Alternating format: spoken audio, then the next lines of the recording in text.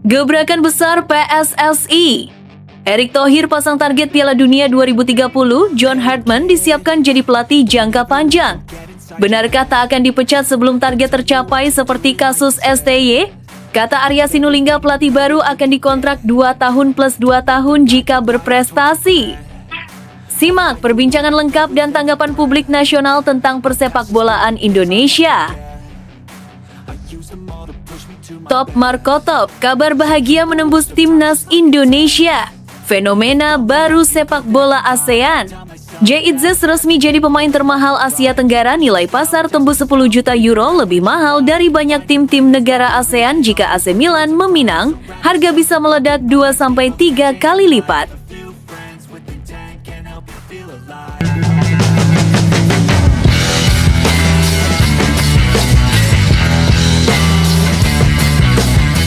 Sebelum kita lanjut ke berita terlengkapnya, alangkah mulianya bagi kalian untuk tekan tombol like, dan yang belum subscribe, tolong subscribe channel ini. Gebrakan besar PSSI. Erick Thohir pasang target Piala Dunia 2030, John Hartman disiapkan jadi pelatih jangka panjang. Benarkah tak akan dipecat sebelum target tercapai seperti kasus STY? Kata Arya Sinulinga, pelatih baru akan dikontrak 2 tahun plus 2 tahun jika berprestasi. Simak perbincangan lengkap dan tanggapan publik nasional tentang persepakbolaan Indonesia. PSSI kembali membuat publik sepak bola Indonesia ramai berbicara. Di bawah komando Ketua Umum Erick Thohir, Federasi Sepak Bola Tanah Air kini tidak lagi ragu memasang target yang selama puluhan tahun terasa seperti mimpi, lolos ke Piala Dunia 2030. Target ini menjadi pernyataan sikap bahwa sepak bola Indonesia ingin benar-benar naik kelas dan keluar dari zona nyaman sebagai penonton di level dunia. Langkah berani ini semakin menarik perhatian ketika muncul kabar bahwa PSSI akan segera meresmikan pelatih baru timnas Indonesia pada awal tahun. Nama John Hartman mencuat sebagai kandidat terkuat. Pelatih yang dikenal memiliki pengalaman membangun tim nasional dengan pendekatan modern dan jangka panjang ini disebut-sebut diproyeksikan menjadi bagian penting dari proyek besar PSSI menuju 2030. Namun, yang membuat diskusi publik semakin panas bukan hanya soal sosok pelatih, melainkan pola kontrak dan komitmen PSSI terhadap proses. Anggota Exco PSSI, Arya Sinulinga, secara terbuka menyampaikan bahwa pelatih baru nantinya akan dikontrak selama 2 tahun. Dengan opsi perpanjangan 2 tahun berikutnya apabila mampu menunjukkan prestasi dan progres yang jelas. Skema kontrak 2 plus 2 tahun ini langsung memunculkan berbagai tafsir di kalangan supporter dan pengamat. Banyak pihak kemudian membandingkan rencana ini dengan pengalaman timnas Indonesia bersama Shin Tae-yong STY. STY sebelumnya juga dianggap sebagai pelatih proyek jangka panjang yang membawa perubahan signifikan, terutama dalam hal mentalitas dan regenerasi pemain muda. Namun, perjalanan tersebut tidak selalu mulus. Tekanan publik, tuntutan hasil instan, serta dinamika internal membuat isu keberlanjutan proyek STY kerap menjadi perdebatan.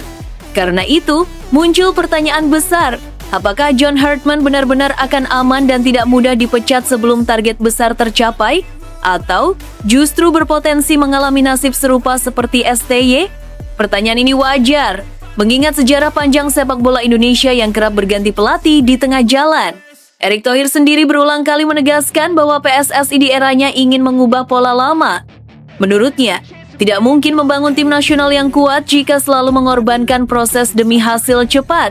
Target Piala Dunia 2030 dipasang bukan untuk memberi tekanan berlebihan, tetapi untuk menyatukan visi seluruh elemen sepak bola nasional mulai dari federasi, liga, pelatih, pemain, hingga supporter. Dalam konteks ini, John Hartman dinilai sebagai sosok yang sejalan dengan visi tersebut. Ia dikenal sebagai pelatih yang menekankan sistem, disiplin, dan pembangunan jangka panjang. Hartman bukan tipe pelatih yang hanya mengejar kemenangan instan, melainkan fokus membentuk identitas permainan, mental bertanding, serta kesinambungan regenerasi pemain.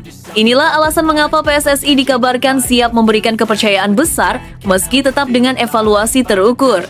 Pernyataan Arya Sinulinga soal kontrak 2 plus 2 tahun juga menunjukkan bahwa PSSI berusaha mencari titik tengah. Di satu sisi, federasi ingin memberi ruang bagi pelatih untuk bekerja dengan tenang.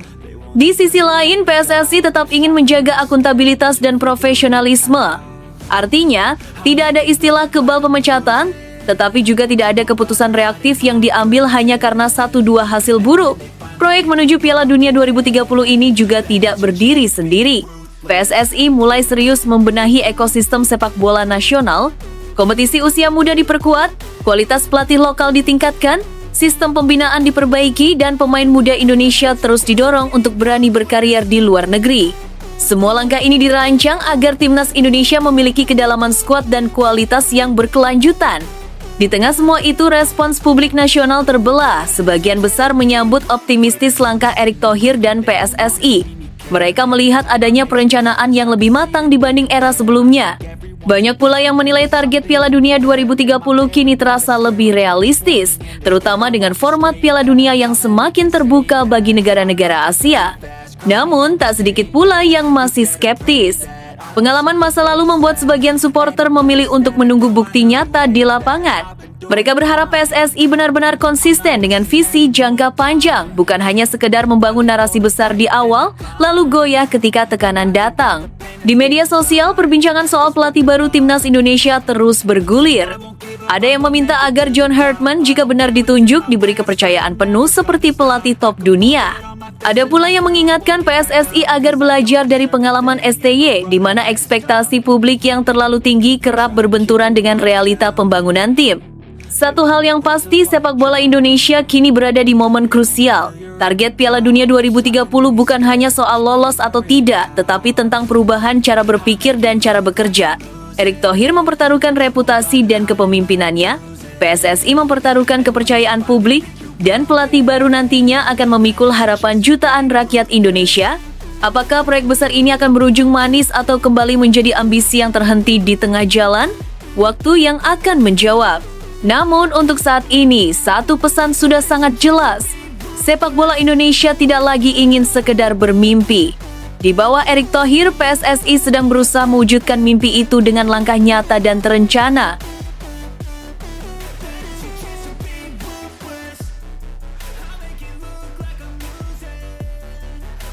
Top Marco Top, kabar bahagia menembus timnas Indonesia. Fenomena baru sepak bola ASEAN. J.Itzes resmi jadi pemain termahal Asia Tenggara, nilai pasar tembus 10 juta euro, lebih mahal dari banyak tim-tim negara ASEAN. Jika AC Milan meminang, harga bisa meledak 2-3 kali lipat. Sepak bola Asia Tenggara sedang berada di titik balik sejarah. Untuk pertama kalinya, seorang pemain berdarah Indonesia berdiri di puncak daftar nilai pasar tertinggi di kawasan ASEAN. Nama itu adalah J.Itzes. Bek tangguh timnas Indonesia ini kini resmi menyandang status sebagai pemain termahal Asia Tenggara dengan nilai pasar fantastis yang mencapai 10 juta euro. Angka ini bukan hanya mencengangkan, tetapi juga mengubah cara pandang dunia terhadap sepak bola Indonesia dan kawasan ASEAN secara keseluruhan. Selama bertahun-tahun, sepak bola Asia Tenggara kerap dipandang sebagai wilayah pinggiran dalam peta global. Nilai pasar pemainnya relatif kecil, exposure terbatas, dan jarang menjadi sorotan klub-klub besar Eropa. Namun, kehadiran J.Itzes mematahkan semua stigma tersebut. Dengan nilai 10 juta euro, ia bahkan disebut lebih mahal dibandingkan total valuasi beberapa tim nasional maupun klub dari negara-negara ASEAN. Satu pemain, satu nama mampu melampaui nilai ekonomi satu tim penuh. Pencapaian ini tentu bukan kebetulan. J.Itzes adalah contoh nyata pemain yang tumbuh melalui proses panjang dan konsisten. Bermain di kompetisi Eropa yang terkenal keras dan penuh tuntutan, ia menempa diri menjadi bek modern yang komplit. Postur ideal, kekuatan duel, ketenangan saat menguasai bola, hingga kemampuan membaca permainan membuatnya menjadi sosok yang sangat bernilai di sepak bola modern. Tak heran jika grafik nilai pasarnya terus menanjak dari waktu ke waktu. Nilai pasar 10 juta euro juga mencerminkan kepercayaan besar terhadap kualitas dan potensi J.Itzes. Dalam dunia sepak bola profesional, angka tersebut tidak hanya berbicara tentang performa saat ini, tetapi juga tentang masa depan. Usia yang masih produktif, pengalaman internasional, serta konsistensi performa menjadi faktor utama yang membuatnya dianggap sebagai aset jangka panjang. Bagi Indonesia, status J.Itzes sebagai pemain termahal ASEAN adalah kebanggaan nasional. Ini menjadi bukti konkret bahwa pemain timnas Indonesia kini tidak lagi dipandang sebelah mata. Jika dulu Indonesia dikenal hanya karena fanatisme supporternya, kini dunia mulai mengenal Indonesia karena kualitas pemainnya. Jay Itzes menjadi simbol bahwa sepak bola tanah air sedang bergerak ke arah yang lebih serius dan profesional. Dampaknya terasa hingga level regional. Negara-negara ASEAN kini tidak bisa lagi memandang Indonesia dengan perspektif lama. Ketika satu pemain Indonesia memiliki nilai pasar yang lebih tinggi dari satu tim negara lain, maka peta kekuatan regional otomatis berubah. Indonesia tak lagi hanya berbicara soal potensi, tetapi sudah menunjukkan kelas dan nilai nyata. Situasi ini semakin menarik dengan munculnya spekulasi besar dari Eropa. Salah satu rumor yang paling menyita perhatian adalah ketertarikan AC Milan, klub raksasa Italia dengan sejarah panjang dan reputasi global. Jika skenario ini benar-benar terjadi, banyak pengamat meyakini bahwa nilai pasar Jay Itzes bisa melonjak hingga 2 atau bahkan 3 kali lipat. Bergabung dengan klub sekelas AC Milan akan memberikan dampak luar biasa. Selain bermain di Liga Elit Eropa, Jay Itzes akan mendapatkan eksposur global yang jauh lebih besar. Serie A dikenal sebagai liga yang sangat menuntut kualitas pemain bertahan. Jika Jay Itzes mampu tampil konsisten di level tersebut, maka lonjakan nilai pasar ke angka 20 hingga 30 juta euro bukanlah hal yang mustahil. Lonjakan nilai ini tentu tidak hanya berdampak pada Jay Itzes secara pribadi. Efek dominonya akan terasa luas, pemain Indonesia lainnya akan semakin dilirik klub Eropa. Agen pencari bakat dan klub luar negeri akan mulai memandang Indonesia sebagai pasar talenta yang serius, bukan sekedar pelengkap. Reputasi timnas Indonesia pun ikut terangkat secara signifikan. Namun, di balik semua euforia ini, tanggung jawab besar juga menanti. Status sebagai pemain termahal ASEAN dan potensi bergabung dengan klub elit Eropa berarti ekspektasi yang sangat tinggi. Jay Itzes akan bermain di bawah sorotan media internasional, tekanan supporter, dan tuntutan performa yang konsisten. Mental kuat, disiplin tinggi, dan profesionalisme akan menjadi kunci utama agar ia mampu menjawab semua ekspektasi tersebut. Bagi generasi muda Indonesia, kisah Jay Itzes adalah sumber inspirasi nyata. Ia membuktikan bahwa pemain Indonesia bisa bersaing di level tertinggi jika berani keluar dari zona nyaman dan bekerja keras secara konsisten. Nilai pasar 10 juta euro itu bukan hanya tentang uang, tetapi tentang pengakuan dunia terhadap kualitas pemain Indonesia. Kini, publik menanti kelanjutan kisah ini. Apakah Jay Itzes akan benar-benar melangkah ke klub raksasa seperti AC Milan? Jika ya, akankah nilainya benar-benar melonjak 2 hingga 3 kali lipat dan mencetak sejarah baru? Apapun yang terjadi ke depan, satu hal sudah tak terbantahkan. Jay Itzes telah mencatatkan namanya sebagai pemain termahal Asia Tenggara sepanjang sejarah. Lebih mahal dari banyak tim negara ASEAN sekaligus. Ia bukan hanya kebanggaan Indonesia, tetapi juga simbol bahwa sepak bola ASEAN khususnya Indonesia sedang memasuki era baru yang jauh lebih diperhitungkan di panggung dunia.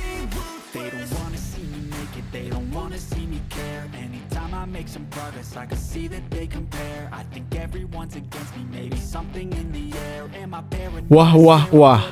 Shin Tae-yong buka suara soal kegagalan timnas U23 di SEA Games 2025 menurut Shin Tae-yong. Kegagalan kali ini tidak lepas dari hilangnya beberapa fondasi penting yang ia tanamkan selama menjabat sebagai pelatih. Dulu saya melatih benar-benar keras, serius, dan menggunakan hati nurani. Hasilnya nyata.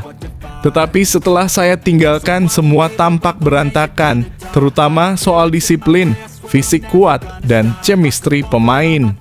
Kegagalan timnas Indonesia U23 melaju ke babak selanjutnya di ajang SEA Games 2025 menjadi sorotan hangat meskipun mereka berhasil meraih kemenangan 3-1 atas Myanmar. Di balik sorak-sorai kemenangan itu, mantan pelatih timnas Indonesia, Shin Tae-yong, ikut menanggapi situasi ini dengan nada serius. Bahkan sedikit menggelitik hati para penggemar sepak bola tanah air yang selama ini menaruh harapan besar pada skuad muda Garuda. Shin Tae-yong mengungkapkan bahwa kegagalan ini bukan hanya soal hasil akhir di lapangan, melainkan juga cerminan dari masalah yang lebih mendalam dalam tubuh timnas Indonesia. Semua ini menjadi gambaran besar bahwa kegagalan ini sangat menyakitkan, ujarnya dengan nada berat. Mantan pelatih asal Korea Selatan ini kemudian menambahkan bahwa selama dirinya menangani timnas, ia selalu bekerja dengan hati nurani meskipun terkadang dikenal keras terhadap para pemainnya. Namun keras bukan berarti tanpa tujuan, melainkan untuk membentuk disiplin, fisik, dan chemistry antar pemain yang kuat. Menurut Shin Tae-yong, kegagalan kali ini tidak lepas dari hilangnya beberapa fondasi penting yang ia tanamkan selama menjabat sebagai pelatih. Dulu saya melatih benar-benar serius dan menggunakan hati nurani. Hasilnya nyata. Tetapi setelah saya tinggalkan, semua tampak berantakan, terutama soal disiplin, fisik kuat, dan chemistry pemain. Semua itu seakan hilang dalam tubuh timnas Indonesia saat ini, jelasnya. Pernyataan ini tentu saja menjadi refleksi pahit bagi publik pecinta sepak bola, terutama bagi mereka yang berharap timnas U23 mampu tampil maksimal di SEA Games kali ini. Shin Tae-yong juga menekankan betapa sulitnya melatih para pemain muda dengan waktu yang terbatas. Latihan singkat, kompetisi padat, dan tuntutan hasil instan seringkali membuat proses pembinaan menjadi tidak optimal. Tidak mudah melatih berbagai pemain dengan waktu yang hanya sebentar-sebentar. Jika sudah ada hasil dan berhasil, kenapa harus dihentikan di tengah jalan? Tegasnya. Kalimat ini menjadi kritik tersirat terhadap manajemen timnas yang dinilai belum memberi kontinuitas yang memadai untuk pembangunan tim jangka panjang. Meski begitu, mantan pelatih timnas Indonesia ini tetap menunjukkan rasa hormat dan kasih sayangnya terhadap para pemain. Menurutnya, kegagalan bukanlah akhir dari segalanya, melainkan panggilan untuk melakukan evaluasi lebih serius. Semoga tahun depan ada perubahan lebih baik dalam tubuh timnas Indonesia. Bagaimanapun, saya menghormati dan menyayangi mereka, ungkapnya dengan nada penuh harap. Pernyataan Shin Tae-yong ini tentu saja menimbulkan berbagai reaksi dari publik. Sebagian merasa bahwa kritiknya benar adanya mengingat selama beberapa tahun terakhir, perkembangan timnas U23 seringkali dianggap tidak konsisten. Beberapa pihak menyoroti soal manajemen tim, pemilihan pemain, dan strategi jangka panjang yang belum optimal. Di sisi lain, ada pula yang merasa pernyataan ini merupakan motivasi tersirat agar pihak-pihak terkait bisa lebih serius dalam membangun timnas yang lebih tangguh. Selain kritik, pernyataan Shin Tae-yong juga menjadi pengingat bahwa keberhasilan dalam sepak bola tidak hanya ditentukan oleh hasil pertandingan semata, tetapi juga oleh proses, disiplin, dan kerjasama tim yang solid. Tanpa fondasi yang kuat, kemenangan 1 atau 2 pertandingan tidak akan cukup untuk membawa tim ke puncak prestasi. Ini menjadi pelajaran penting bagi seluruh stakeholder sepak bola Indonesia bahwa pembangunan tim nasional harus dilakukan dengan keseriusan dan kesabaran, bukan sekadar mengikuti tren atau tekanan sesaat. Pernyataan mantan pelatih ini juga memunculkan diskusi hangat di media sosial. Para penggemar sepak bola Indonesia ramai-ramai menyoroti pentingnya membangun mental pemain muda, memperkuat fisik, serta menciptakan chemistry yang kokoh di antara mereka. Banyak yang setuju bahwa pendekatan Shin Tae-yong yang tegas namun penuh perhatian adalah salah satu kunci keberhasilan timnas di masa lalu. Kini harapannya adalah manajemen timnas dapat mengambil pelajaran dari pengalaman tersebut dan melakukan perubahan yang nyata agar timnas Indonesia bisa bersaing lebih baik di level regional maupun internasional. Kegagalan di SEA Games 2025 menjadi titik evaluasi penting bagi seluruh elemen sepak bola nasional. Kritikan Shin Tae-yong bukan hanya sekadar komentar, melainkan juga panggilan untuk introspeksi. Bagaimanapun membangun timnas yang tangguh membutuhkan waktu, dedikasi, dan keberanian untuk mempertahankan prinsip-prinsip yang telah terbukti berhasil. Harapan besar tetap ada dan dukungan dari publik menjadi energi tambahan agar generasi muda pemain Indonesia dapat bangkit dan menunjukkan potensi terbaiknya di ajang-ajang berikutnya. Dengan nada tegas sekaligus penuh kasih sayang, Shin Tae-yong berhasil menyuarakan keresahannya sekaligus memberikan peringatan yang jelas kesuksesan timnas bukan sekadar kemenangan sesaat, tetapi hasil dari proses yang konsisten, disiplin yang ketat, dan kerja keras yang tulus. Semoga di tahun-tahun mendatang Timnas Indonesia U23 mampu memperbaiki diri dan kembali menorehkan prestasi membanggakan yang dapat membuat seluruh bangsa tersenyum bangga.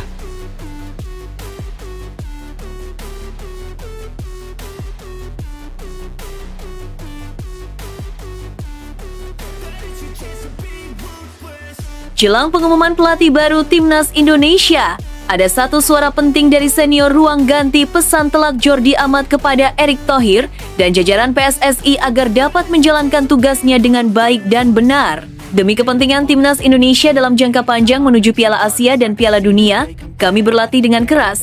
Federasi, buatlah keputusan yang membanggakan buat kami, pemain dan bangsa Indonesia. Gelombang perhatian publik terhadap Timnas Indonesia kembali menguat. Bukan karena hasil pertandingan atau agenda uji coba, melainkan karena fase penting yang sedang dijalani sepak bola nasional, penentuan pelatih baru Timnas Indonesia. Di tengah situasi krusial ini, satu persatu pemain mulai menyuarakan kepeduliannya. Terbaru, bek senior Timnas Indonesia, Jordi Amat, menyampaikan pesan yang dinilai cukup telak kepada Ketua Umum PSSI Erick Thohir beserta seluruh jajaran federasi. Pesan Jordi Amat bukan sekedar kritik, melainkan bentuk kepedulian yang lahir dari pengalaman dan tanggung jawab sebagai pemain Timnas. Ia menegaskan bahwa keputusan dalam memilih pelatih baru tidak boleh dilakukan secara tergesa-gesa, apalagi hanya berdasarkan tekanan publik atau kepentingan jangka pendek. Menurutnya, PSSI harus benar-benar melaksanakan tugasnya dengan baik dan benar, karena keputusan ini akan menentukan arah Timnas Indonesia dalam jangka panjang. Jordi Amat menilai bahwa momen pergantian pelatih adalah titik awal yang sangat krusial. Timnas Indonesia saat ini telah memiliki fondasi yang cukup menjanjikan, baik dari segi kualitas pemain maupun perhatian publik yang semakin besar. Namun, fondasi tersebut bisa runtuh jika tidak dibangun dengan perencanaan yang matang. Target besar seperti Piala Asia dan Piala Dunia membutuhkan pendekatan yang terstruktur, bukan keputusan instan yang minim pertimbangan. Sebagai pemain yang pernah berkarier di berbagai kompetisi Eropa, Jordi Amat memahami betul bagaimana federasi yang profesional bekerja. Ia melihat bahwa tim nasional yang kuat selalu ditopang oleh visi jangka panjang yang jelas. Pelatih yang dipilih harus sejalan dengan visi tersebut, memiliki filosofi permainan yang cocok dengan karakter pemain Indonesia, serta mampu membangun sistem yang berkesinambungan dari satu turnamen ke turnamen berikutnya.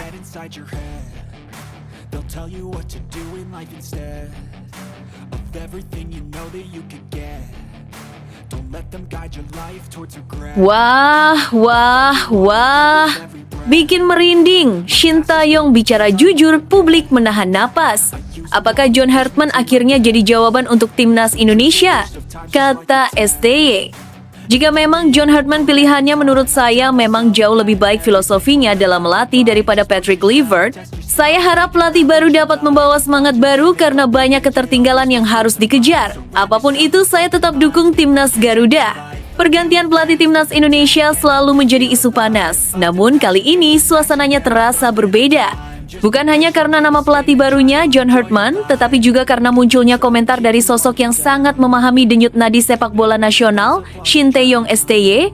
Mantan pelatih Timnas Indonesia itu dengan tegas menyampaikan harapannya, semoga PSSI tidak salah pilih lagi. Sebuah kalimat pendek namun mengandung makna yang dalam dan menusuk. Pernyataan STY bukan sekedar opini pribadi. Itu adalah suara dari seseorang yang pernah membangun Timnas Indonesia dari titik yang sangat rendah.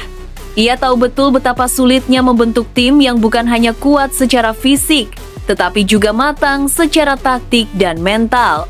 Ketika ia berbicara, publik mendengar karena ada rekam jejak dan pengorbanan besar di balik kata-katanya. Sebagai pengamat dan pecinta sepak bola nasional, saya berpendapat bahwa John Hartman memang jauh lebih tepat dibandingkan Patrick Kluivert, pelatih sebelumnya yang akhirnya harus dipecat. Perbandingan ini bukan soal nama besar atau popularitas semata, melainkan soal karakter kepelatihan. Hartman dikenal sebagai sosok dengan karakter kuat, kecerdasan tinggi, disiplin ketat, dan kemampuan membangun tim secara struktural. Dalam sepak bola modern, kualitas-kualitas inilah yang menentukan keberhasilan jangka panjang. Patrick Kluivert adalah legenda sepak bola dunia sebagai pemain, itu tidak terbantahkan. Namun menjadi pemain hebat tidak otomatis menjadikan seseorang pelatih hebat. Timnas Indonesia tidak sedang membutuhkan figur simbolik atau eksperimen besar, melainkan pelatih yang benar-benar memahami proses.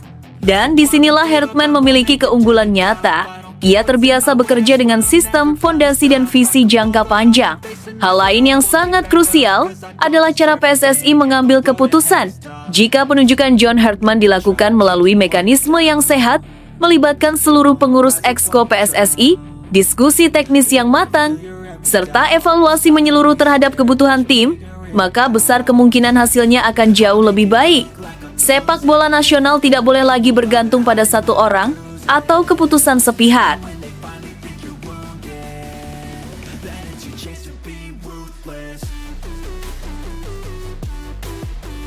Inilah alasan mengapa Manchester City wajib mendatangkan Axel Disasi dari Chelsea. Manchester City dikenal sebagai klub yang selalu membangun skuad dengan perencanaan jangka panjang. Meski tetap tampil dominan di Premier League dan Eropa, kedalaman lini belakang menjadi sektor yang patut mendapat perhatian serius. Dalam konteks inilah, nama bek Chelsea Axel Disasi layak masuk dalam radar utama The Citizens jika menilik performa serta statistiknya bersama klub dan timnas Prancis. Axel Disasi merupakan bek tengah berusia 27 tahun dengan kombinasi ideal antara kekuatan fisik, pengalaman, dan konsistensi.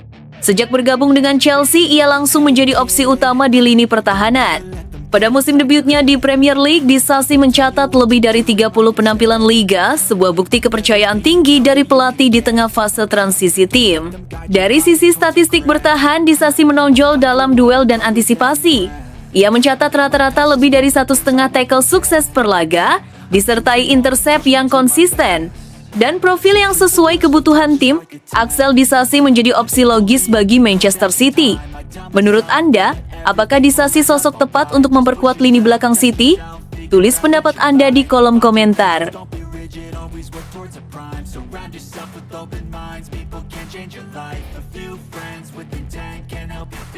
Manchester City versus West Ham. Misi akhir tahun The Citizens geser Arsenal di puncak klasemen Liga Inggris. Pertandingan ini menjadi misi akhir tahun bagi The Citizens untuk merebut puncak klasemen sementara dari Arsenal. Anak asuh Pep Guardiola bertekad melanjutkan tren positif sekaligus memberi tekanan serius dalam perburuan gelar juara. Performa Manchester City tengah berada di jalur impresif. Sejak kekalahan tipis 0-1 dari Aston Villa pada akhir Oktober, City bangkit dan mencatatkan 10 kemenangan dari 12 laga terakhir di semua kompetisi. Lebih mengesankan lagi, mereka selalu mampu mencetak setidaknya 2 gol dalam setiap kemenangan tersebut.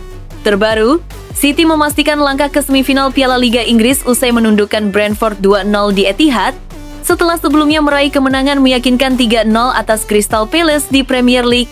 Saat ini, City menempati posisi kedua klasemen dengan selisih 2 poin dari Arsenal.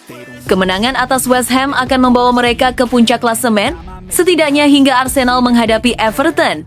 Kepercayaan diri City semakin tinggi berkat performa kandang yang luar biasa. Menurut Anda, mampukah Manchester City memanfaatkan laga ini untuk menggeser Arsenal dari puncak klasemen? Sampaikan pendapat dan prediksi Anda di kolom komentar.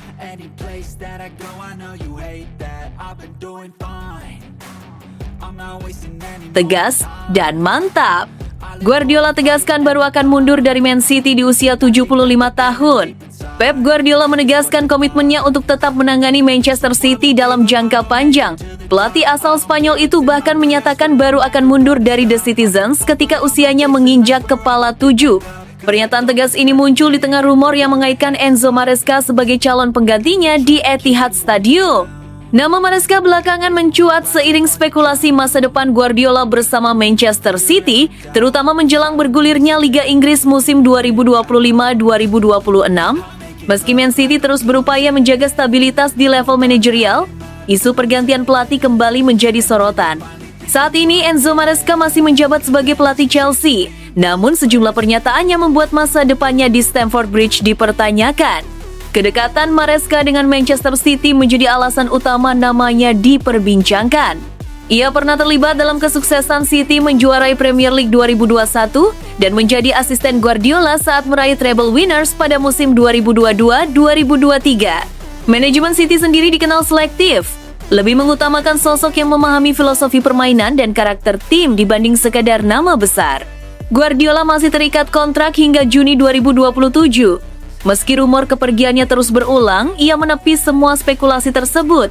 Dalam konferensi pers jelang laga melawan West Ham United, Guardiola menyatakan dengan lugas bahwa ia baru akan meninggalkan City ketika berusia 75 atau 76 tahun. Menurut Anda, apakah Pep Guardiola benar-benar akan bertahan selama itu di Manchester City? Bagikan pendapat Anda di kolom komentar.